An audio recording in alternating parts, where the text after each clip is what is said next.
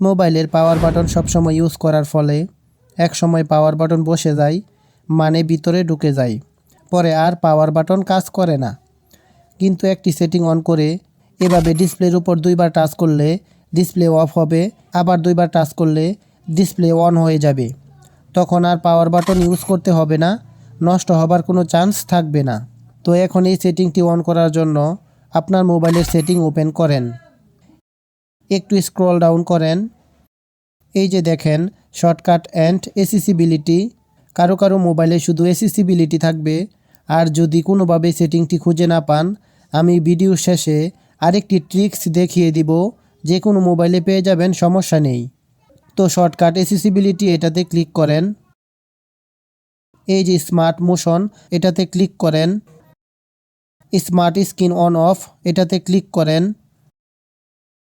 এই যে double tap two week এটা অন করেন। এই যে double tap to turn off এটা অন করেন। ওকে, কাজ শেষ। আর যারা সেটিংটি খুঁজে পাননি তারা আবার সেটিং ওপেন করেন। এই যে উপরে সার্চ আইকন ক্লিক করেন, এখানে লিখেন DOUBLE। এই যে দেখেন নিচে চলে আসছে ডাবল ট্যাপ টু উইক এবং double tap to turn off. এই দুইটাতে ক্লিক করে অন করে দেন।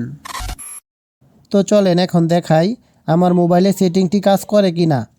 এই যে ডাবল ট্যাপ করলাম, দেখেন ডিসপ্লের ফ্ল্যাশ অফ হয়ে গেছে। এই যে ডাবল ট্যাপ করলাম, অন হয়ে গেছে। তো এরকম ইনফরমেটিভ ভিডিও নিয়মিত দেখতে চাইলে এখনই পেজটি ফলো দিয়ে রাখেন আর চ্যানেলটি সাবস্ক্রাইব করে রাখেন। ধন্যবাদ।